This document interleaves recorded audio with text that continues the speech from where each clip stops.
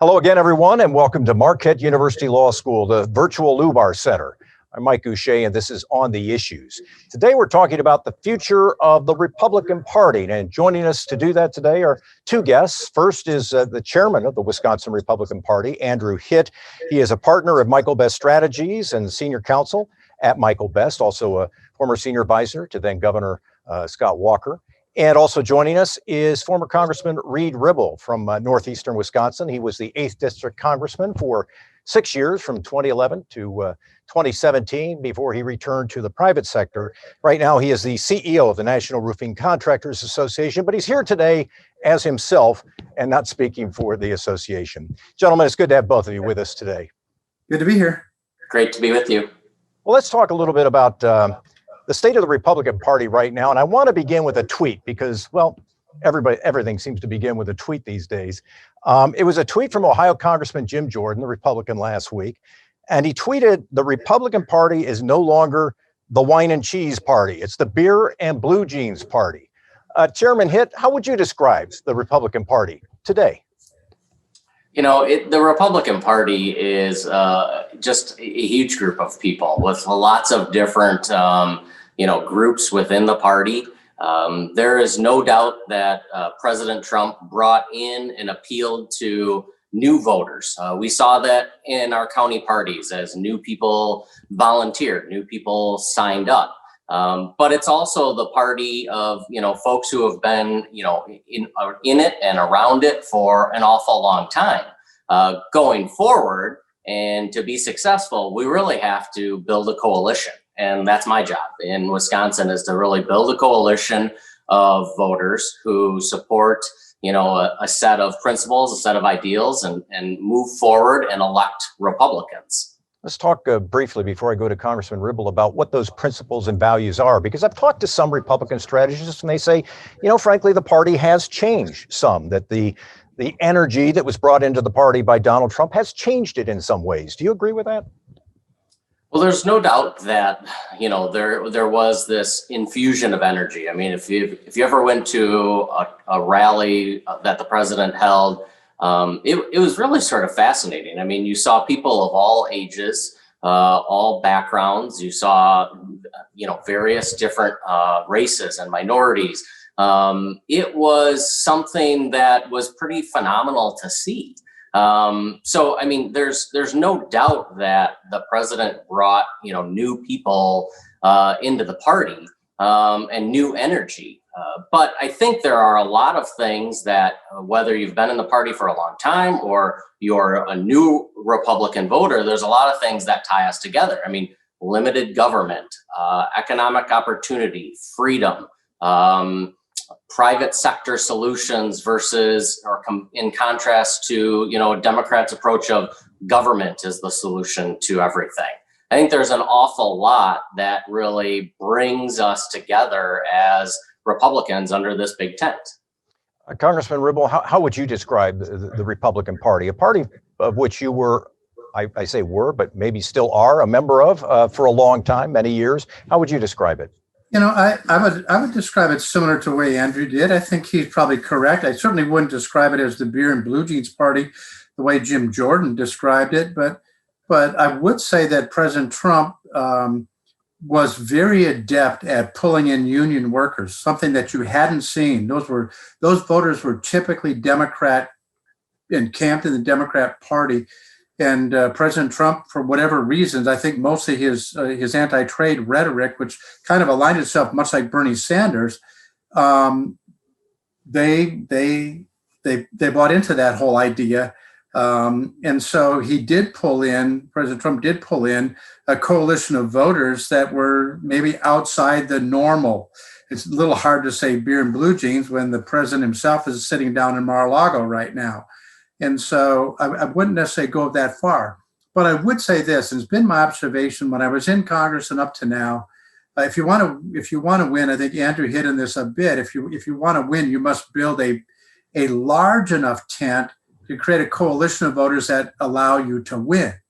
And the real question I think the Republican Party must answer is the group from QAnon, the alt-right, the Proud Boys, do they want them in the tent? President Trump clearly did, but I'm not sure that it's best for the party.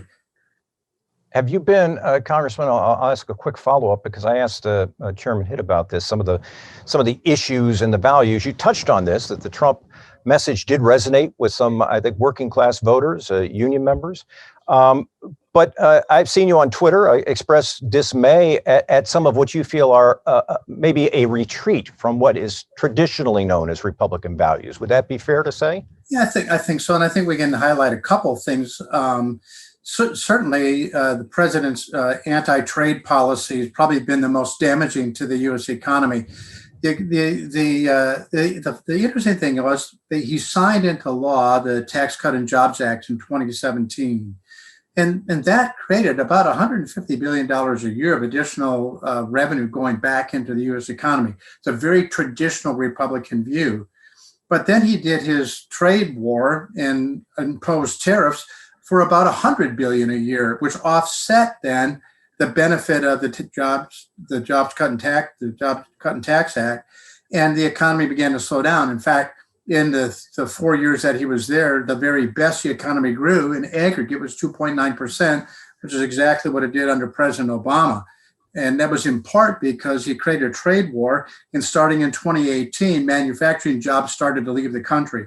And that's what happens when you start a trade war. And so that's one example of where his non-traditional, non-typical views in regard to the economy did not align with traditional free market views. And even the trade bill that he did sign with the revision of USMCA, all he got out of the Canadians is what they had already agreed to in TPP, which he said was the worst trade deal ever. And at the end of the day, there was nothing free trade about that agreement because it still imposed tariffs. And you either believe in free trade, which is what he campaigned on, or you don't. And when he had an opportunity of actually creating a free trade environment, he chose not to. Chairman Hitt, those are a couple issues that you hear about. You hear about, has the party changed its approach to free trade, maybe rethought its stance on free trade based on experiences of working people in states like Wisconsin? Or also sometimes you'll hear about the Trump tax cut was a big tax cut. And Republicans often talked, and I've interviewed so many of them over the years, they talked about the debt and deficits, and it kind of blew a hole in the deficit. Has the party rethought any of that, or are they going to probably return to that if they've moved away from it at all? Well, there's always, when we have new leaders or a president, a governor, there's always nuances or some changes that occur in terms of policy. I think what the president saw was, free trade is good, but it needs to be fair trade. It needs to be trade that doesn't take advantage of America. And I think that's really where he was going towards. And, the USMCA, I think was, it seemed to me to be hugely positive. I mean, as we were out on the campaign trail, people really responded to the work that he did on trade, the work that he did to get the USMCA passed. I mean, Joe Biden, I think in a 60 Minutes interview ended up speaking favorably of the USMCA. So I think that is a good thing. I think it moved policy forward. And I think, the president had this ability actually to talk about everyday issues, and people responded to that. And, even at his rallies, if you actually sat there and listened to the whole thing, there was actually a lot of policy weaved into it. It was policy that was weaved into it in an entertaining way. But it got people thinking about things and in a way that they hadn't before. And the last thing I would say, I think Mike, you referenced, and Congressman, I think you referenced maybe too, fiscal restraint and the debt. That's something that, we sort of, as Republicans, we hear a lot of politicians and Republican candidates talk about that. Unfortunately, a lot of times it's not followed through with. And that's something that I think, as a party, we want to continue to push, and we want to see politicians follow through on some of that fiscal restraint. There's no doubt that, times of crisis come up and stimulus may be appropriate, monetary policy that in a time of non-crisis may be needed. There's no doubt that can happen, but we need to have more fiscal restraint than we certainly do right now, and quite frankly, than we've had in quite some time. Mm-hmm. I want to ask you each about the future Republican voter, because Chairman Hitt, you mentioned that you think it's more of a big tent and it will welcome all voters. In our polling here at the law school, what we see is a big change in the way people self-identify, and the change is largely with white men without college degrees, and they have moved in a dramatic way to the Republican Party in the last 10 years or so. Is that a recipe for long-term success? Is there a limit to the number of those folks who can get into the party? And are you concerned about the opposite, which is some signs of the losing a few voters, I should say, in the metro areas of the state? Can you have a long-term winning strategy based on the growth in one part, but also on the loss of some other historically Republican voters? And I'll begin with you, Chairman Hitt. So I think some of the key words you said in there are, over the last 10 years, we've seen, that shift occur with respect to, in rural parts of the state. I actually think that we're seeing two different shifts going on right now. I think we're seeing a permanent shift towards Republicans and in that group of folks that you just identified. And I think that we see that permanent shift because the Democrat Party has changed some of its philosophies and beliefs and who it is welcoming into the party. I don't think there is really room for a Second Amendment Democrat. I don't think there's room for a pro-life Democrat. In these parts of the state, when we go outside of Metro Milwaukee and the suburbs, those folks, they want, if they're, they have that priority to be a Second Amendment person. And if there's no room in the Democrat Party for them because they're not welcome, then they're going to shift to the Republican Party. And so I think those shifts you see are permanent shifts. On the other hand, I think the shifts that we've seen more recently in the last 4 years away from Republicans in those suburbs, I think those are temporary shifts. And I think those are temporary shifts in part because there are folks, especially in Southeast Wisconsin, that didn't like the president, despite all of his accomplishments, on the economy, on jobs, on judicial appointments. They did not like how he went about business. And we know that because we can see that our congressional Republicans, especially in Southeast Wisconsin, but actually every incumbent Republican congressional candidate in Wisconsin outperformed the president. If the president would have got the same votes as the Republican congressional candidates, he actually would have won Wisconsin. And so I think you see some shifting going on. I think that shifting away from us in Southeast Wisconsin is because of a dislike of one person in the party. I think that represents an opportunity to get those folks back as long as we make an effort, as long as we talk to people about issues that they care about and meet people where they are. But I think beyond that, we can't just focus on those two groups. We've got to go and focus on Black outreach and Hispanic outreach. This was actually, this cycle, first time ever in the history of the Republican Party of Wisconsin that the Republican Party had an office in the central city of Milwaukee. It had, as far as we can tell, it had never been done before. There are candidates who had, Republican candidates statewide who had some offices, but never a party office. And we just renewed that party office for the next 2 years. And we organized out of that office. We volunteered. We did events. We did events for the community. We actually started a radio show in the run up to the election. I think it's really important that we talk to people about issues that matter to them, regardless of whether they are wherever they are in the state of Wisconsin. Congressman Ribble, I'll ask you for your opinion on this. Do you think there are shifts occurring in the state, and if so, how do you see them playing out?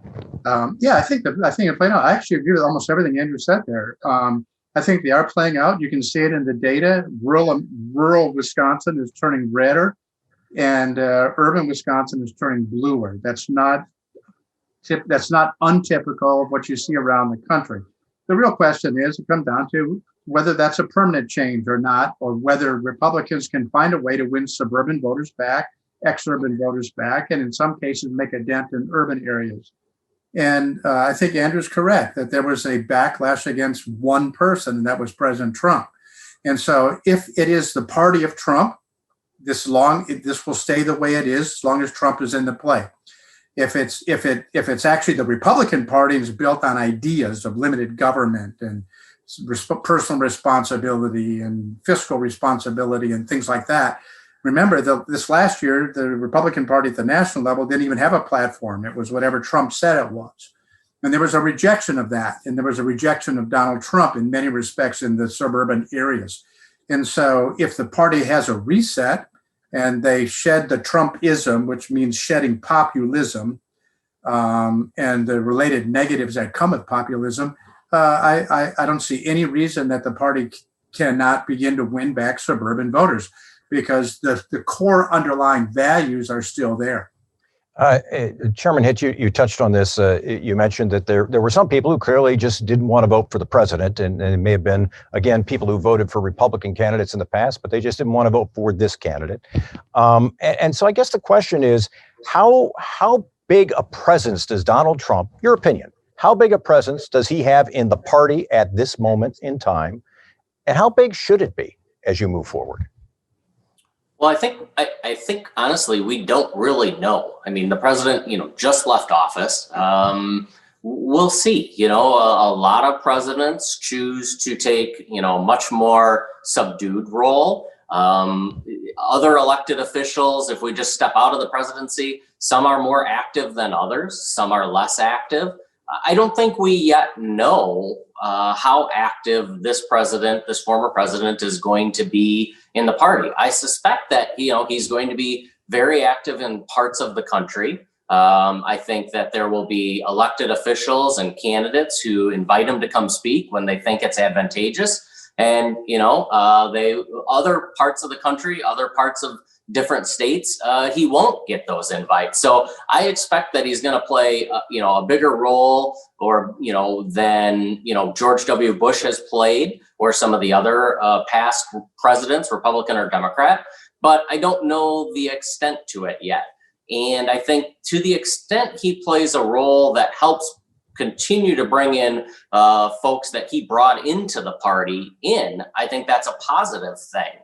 But I will say, I didn't get a chance really to respond to the congressman's point on, do we want QAnon? Do we want white supremacy? Those answers are, I think, clearly no. We want people who love America. We want people who believe in freedom and believe in the private sector and have conservative ideals and principles. I think one thing, though, that we have to just realize practically, it's not like there is a door and a gate, that people come and we want to be, in this party, and you're in, you're not in. We're going to ban this group from being in. Obviously, it's much more, practically speaking, loosely a semblance of people than it is this, getting inside a defined building.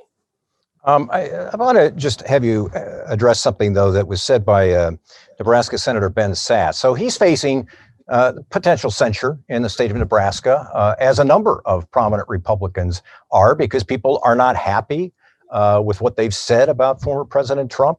And he issued a video statement the other day, and he had some very blunt comments, which I'm sure you're familiar with. He said, I'm quoting now, personality cults aren't conservative. Conspiracy theories aren't conservative. Lying that an election has been stolen is not conservative. Acting like politics is a religion is not conservative. I guess the question I have is, are people like Ben Sasse welcome in the party today? As you talk about that big tent, are they truly welcome in the Republican Party? Well, a lot, over the last few months, we have seen, even amongst the Republican Party, a lot of differing views on where we should go with, kind of election reform, or where should we go with, contesting this election. We've seen many kind of differences of opinion. We've seen differences of opinion because we lost the presidency, we lost the Senate. There are going to be people, who want to have a say and and express different views about kind of where we've been and where we need to go. So I don't think it's necessarily surprising to see those things. I think going forward, we need to try to bring this coalition together. We need to try to focus on things that bring the coalition together and de-emphasize, not focus on those things that sort of rip the coalition apart, especially if they are things that really aren't, bringing or are ripping the coalition apart in really non-constructive ways. And so we've seen some of those. We've seen that in Nebraska and Arizona and Wyoming. In Wisconsin, we have no different in that we have congressmen really that disagreed on the current situation. We had elected officials who disagreed. We had party folks who disagreed, grassroots activists. I mean, I can tell you, there were some that were angry. There were some that were frustrated. There are some that practically moved on quicker than others. And I think what we see kind of in our elected officials is the very same thing we see sort of amongst the party faithful, amongst grassroots activists. And I think it would be the best thing that we can do is focus on things that bring us together in order to kind of continue working to elect Republicans. Congressman Ribble, you brought up a QAnon, and obviously the person we're talking about here is Marjorie Taylor Greene, the new congresswoman from Georgia. So Republicans had a chance to remove her from committee assignments to show that they disagree with some of the statements she made in the last several years. I'd say more like 2016, 2017, 2018, some of those comments. They did not do that. The Republicans did not do that. Only 11 voted to do that. Not a single Republican congressman from the state of Wisconsin voted to remove her from those committee assignments. Were you surprised by that? Were you disappointed by that? Both. I think a little bit surprised and disappointed, but it should have been handled by the party. It should have been handled inside the Republican conference in the House of Representatives. Because what has happened now is we've created a media circus around one crazy person. And it looks bad for everybody. And the work that Andrew's trying to do and the good work that Andrew's done in the state of Wisconsin gets lumped in with the nonsense that Marjorie Taylor Greene talks about and this nonstop media frenzy that was created because the Republicans in Congress, in the House of Representatives, wouldn't do the right thing. Now, 2 years ago, they removed Steve King from Iowa off of committees because of racist statements that he made. And they needed to remove her and send a message that this is not acceptable in the party. And we'll reconsider 6 months down the road once we see if your behavior changes. And had it been handled in the party, you wouldn't have had this circus in the media that's been going on now for 4 or 5 days since the vote. Nancy Pelosi outmaneuvered Kevin McCarthy on this issue, and now they're feeling the pain of it because it stays in front of everybody. And so they've got to draw a clear line in the sand where this stuff that's not acceptable is not acceptable. But I think the biggest thing that the party needs to work on is truthfulness. There has just not been much truthfulness. Before the election, President Trump was already saying if he loses, it's rigged. Afterwards, he kept telling people it's rigged, it's rigged, it's rigged, it's rigged. And this media onslaught from Fox and OANN and Newsmax and Breitbart kept reinforcing the lie that the election was stolen. But none of the data bore it out. 60 judges said that's not what happened. 2 recounts in Wisconsin said it didn't happen. 3 recounts in Georgia said it didn't happen. All the evidence was that this bifurcated system we have where 10,000 precincts are doing the counting with local volunteers, it's almost impossible to scam that system. However, if they do think, and if Republicans in Wisconsin, the state assembly or Senate think there was fraud, they've got a prime opportunity right now to write legislation that would correct it so that in the future, there's more confidence. But nothing will stop lack of confidence if the candidates themselves get out in front of their voters and say this was stolen. And then we saw the insurrection that happened on January 6th, which should have just shook the heart of every single American. For the first time in our history, there was not a peaceful transfer of power. And that's an embarrassment. It's a global embarrassment. And the party needs to deal with that if they want to win back suburban and ex-urban voters. Chairman Hitt, I'll give you a chance to respond to that if you'd like. Go ahead. Sure. Well, I think we agree on quite a bit there. I mean, Sure.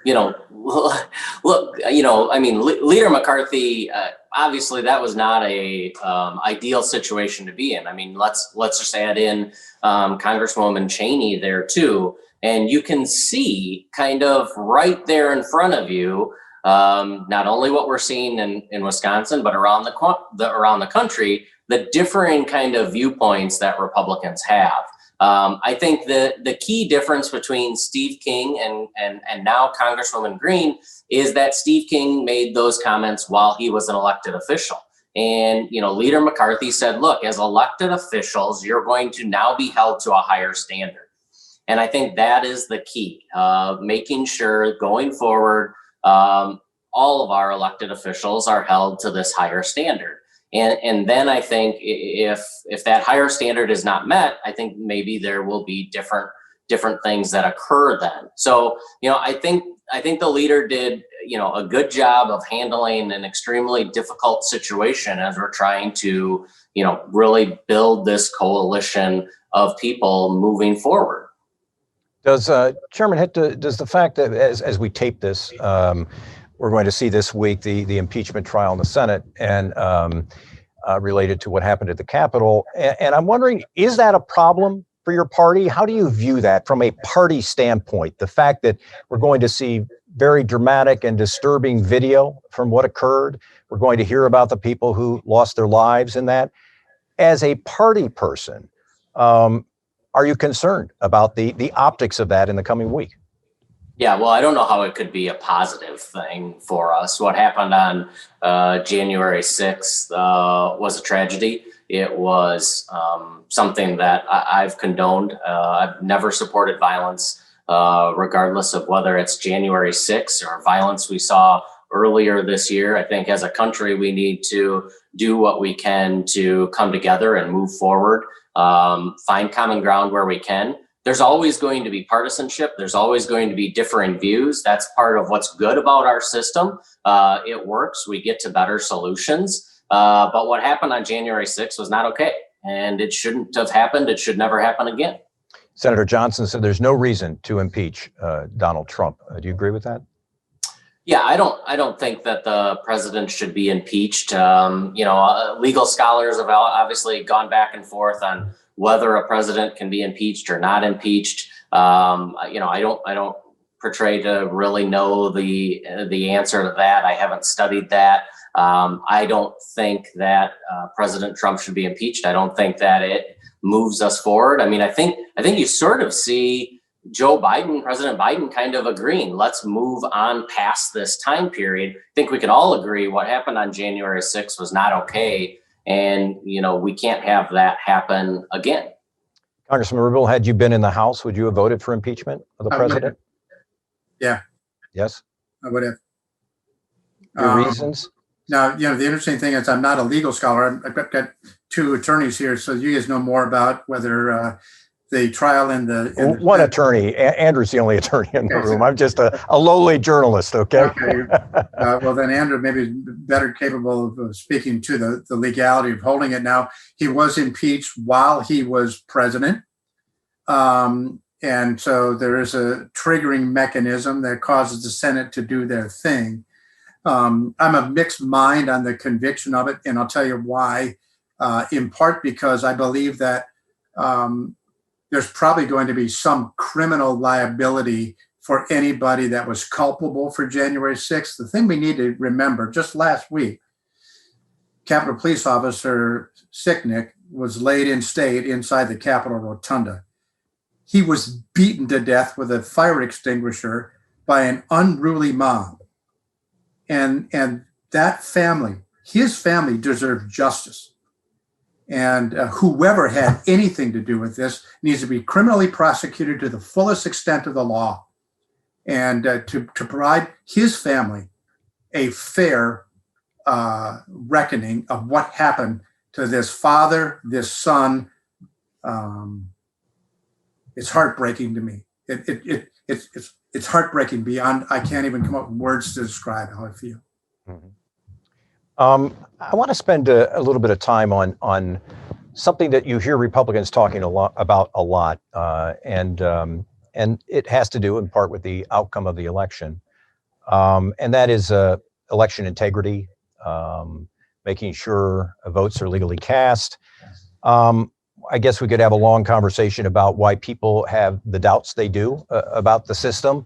But I think my question here is, will that be a focus of the Republican Party moving forward here, Chairman Hitt? Are you going to try and pass legislation at the state level that will make it, for some people, maybe harder to vote? Will that be a focus of your attention? Well, I mean, obviously I would not like the characterization making it harder for people to vote. I think as Governor Walker always said, it should be easy to vote and hard to cheat. And that's what we need to really strive for. I think election integrity is actually maybe the single biggest issue that I think can bring the different coalitions, different groups of folks within the Republican Party together. We all want to have confidence in our elections. We want to be proud to vote. We want to know that our vote counts. That's something that I think every American, every Wisconsinite would want. And so we're very much focused on that. I formed an election reform task force made up of some attorneys, made up of county chairs, made up of some grassroots activists around the state to do an awful lot of work on election day observing and election day integrity issues. Our goal is to really put forward ideas that can help restore the integrity of the election. We are working with legislative leaders. I've talked to the speaker, I've talked to the majority leader a number of times about this. I've regularly talking to committee chairs about it. Want to make sure that we can put forward some legislation. Now, obviously, we have a Republican-controlled legislature. We've got a Democrat governor. I think there's a good chance that any bills put forward are going to be vetoed. That doesn't mean that we shouldn't put those bills forward and be on the record. But I think what it also means is we need to look at other opportunities. And I think one of the main opportunities is, the Wisconsin Elections Commission needs to, follow the law. They need to make sure that they're doing no guidance or less guidance documents. There was a 2011 law change that really limited how much agencies can utilize and rely upon guidance documents. I think the WEC is a little behind on kind of adhering to that. Those guidance documents need to be turned into rules. And when you go through the rulemaking process, you have the legislature involved as well. I think that is when we can have, everybody having a discussion through the, tested age-old system of administrative rulemaking to make sure that we get some of these things fixed going forward. And then obviously there's also the potential for further legal action, further declaratory action, asking that certain rules, certain guidance documents that are contrary to law are declared unlawful. And that would have the effect of requiring WEC to go through rulemaking. So I think this is a really important issue. It's an issue that a lot of Republicans really care about. I think it's an issue that is bringing Republicans together. And, we need to do it in a careful way. And we need to do it in a way that I think, in the words of Governor Walker, makes it, easy to vote, but hard to cheat. So the Democrats, as you know, would say, well, where were all these concerns about election integrity in 2016 when Donald Trump won?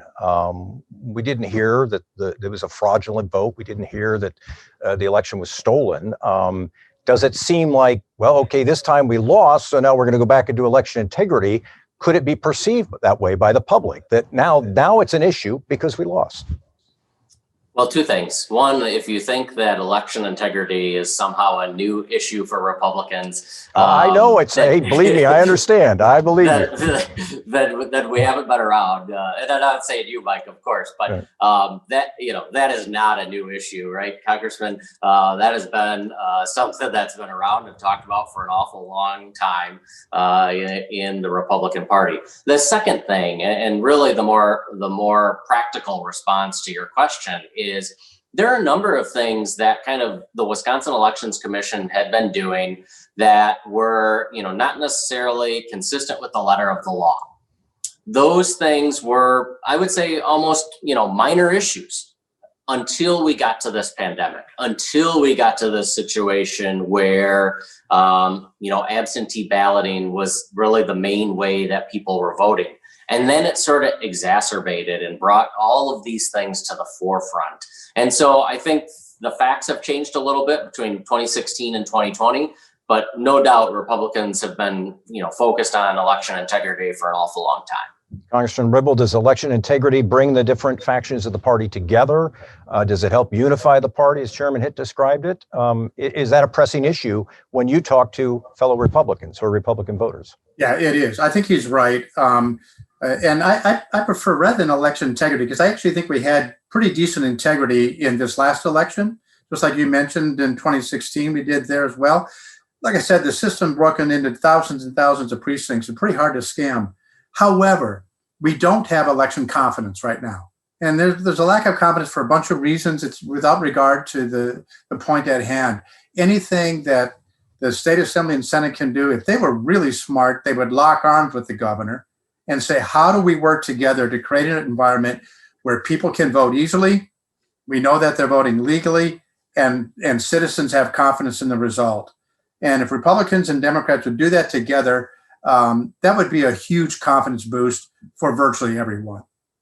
I'd like to ask you each to weigh in on the future of Senator Johnson, because there's a lot of speculation about what he's going to do. And I know Congressman Ribble, you know Senator Johnson, you've known him for some time. What do you think he's going to do? Is he going to run for another term in the Senate? Is he going to do something different, step back, run for governor? That's, some people have talked about that. I've not spoken to Senator Johnson about this, so I don't really know. But I do think that if Senator Johnson feels that there's a shot at Republicans gaining the majority in the Senate in 2022, and that he could be part of that possibly happening, I could see a scenario where he decides to run again. I don't think he's been bashful about talking about that. But in fairness, I've also spoken with him years ago where he wasn't really enjoying the job that much, and I'm not sure that that's something he really wants to do for another 6 years. But I'm not, like I said, I'm not spoken to him, and I think that question is best answered by him. Mm-hmm. But of course, I'll ask it of Chairman Hitt too. So as a chairman, because let's face it, 2022 is not that far away, and you kind of have to have these discussions about who's going to run for the major seats that are available. What's your take on Senator Johnson? Well, first of all, I appreciate the congressman trying to get me out of the question. That was a good play, but I knew it was not going to work. Look, I think that, first of all, I think we're not even close to a decision here. I think it is many, many months away before Senator Johnson makes or announces his decision. I think it could be, end of this year, maybe even early next year before we see that decision out of him. I think, obviously there's a lot of levels to this. There's the personal, there's the family aspect, there is the political, there is, do I feel like I'm a positive contribution? Is the Senate balance, in play? And if I stay and win, I can tip the scales. All of these things are going into and factoring into his decision. I don't think we'll see him run for governor. I think we will either see our great senator run again or retire. And, we'll see as the year progresses what he decides to do. But there's no doubt that, Senator Johnson, he's a hard worker. He is, a great fundraiser. When he turns it on, he will have no problem raising the money. One story that I tell often is, and I think this is why he is as popular as he is and why he gets this, unique advantage when he turns on the campaign, is because, when Senator Johnson goes to a Packer game at Lambeau Field, he's not necessarily up in the skyboxes rubbing elbows. He's actually out in the parking lot, and he doesn't use staff to pick out 4 or 5 people and get that photo op and, make it look all pretty for social media. He just walks the parking lot and he talks to anybody and everybody who can talk to him. And whether they voted for him or didn't vote for him or agree or disagree, he talks to everybody and he talks to them about what he believes, why he believes it. And it's that kind of politician aspect of him that's so appealing to Wisconsinites, and why, if he chooses to run again, he is going to be a phenomenal force to be reckoned with. And, I think we would be certainly fortunate if he were to run again. I would totally agree with that, Mike. I think Ron Johnson is, in my experience, the best candidate I've ever come across. He's won races that no one gave him a shot to win, and it's because he's a really, really good candidate. So one quick question about Senator Johnson. I guess it's a broader question, but would you be concerned for any reason, and Chairman Hitt, I guess it's more of a question for you than it is for Congressman Ribble. Are you concerned that you talked about raising money and that he's a good fundraiser? Are you concerned that some donors, at least donors from the business side of things, may hold back funds because they're unhappy with aspects of the party right now? That's certainly been a narrative that you hear advanced by some. You see some companies saying we're pulling back on this, at least for now. Is that a concern for you going forward? Yeah, you've sort of seen that at the PAC level when you're contributing as a company and you've got much broader group of people who are making that decision-making process, global companies that have vast bipartisan, boards and leadership. In terms of donors, individual donors, I don't see that as a problem. I don't see that as something that is something kind of brewing here in Wisconsin. Obviously, I talk to donors pretty regularly, and they, like all of us, fall in these different categories. Some are really upset still. Some are frustrated. Some have practically moved on. Everybody has kind of gone through the process of losing the presidency, losing the Senate in their own speed, in their own different ways.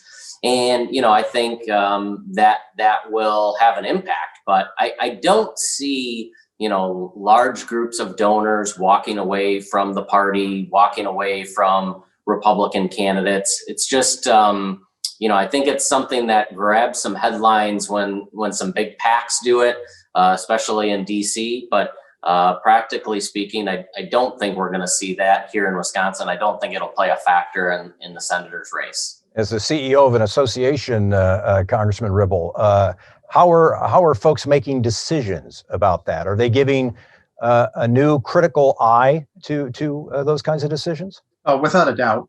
I mean, we're hearing it from our members for sure. So the only time during this meeting I'll talk about our political activity at work. But the fact of the matter is our donors are of a mixed mind of it, just like the rest of the American public is.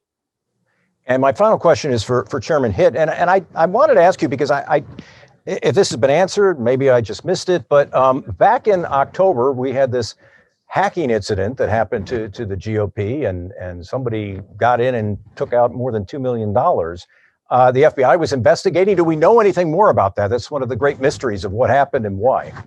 Yeah. Well, I tell you, it is a very active investigation still.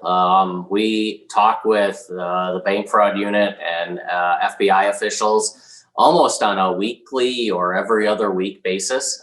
So we've been a little limited, or pretty limited about what we can disclose and what we can't disclose. We have recovered some funds. I think we're going to see more of that. At least I hope so. The vendors have been paid off.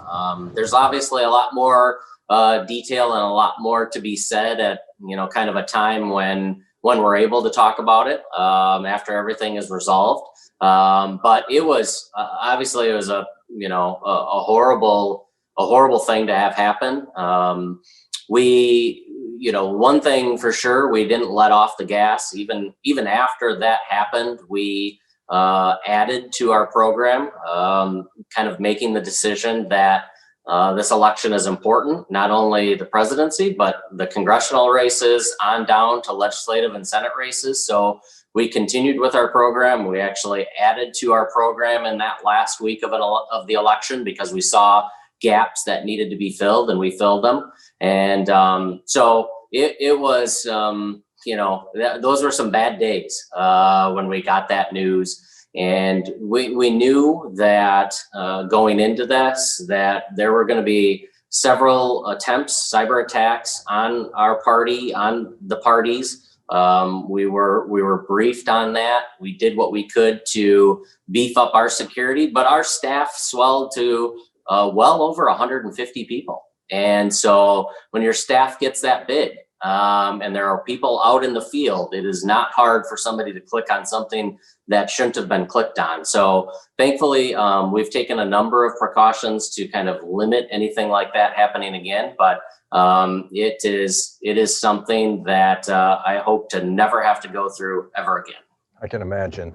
Congressman Ribble, I'll give you the final word. We'll go full circle here. And in the beginning, we were talking about the party. And I think I said, I think it's safe to say you still see yourself very much as a conservative.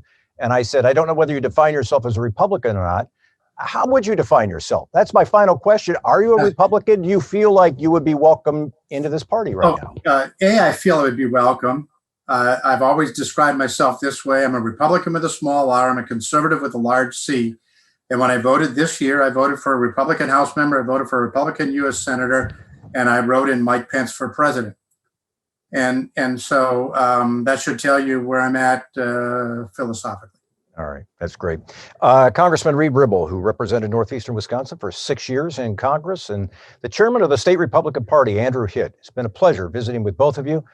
Good luck to you in your future endeavors. And we want to thank everybody who's tuning in today to watch us on the issues. We'll be back with another episode in just a couple of days. We'll be talking about redistricting, another hot topic in Wisconsin. So we'll see you then. Again, thanks very much for watching, and thanks to our guests today.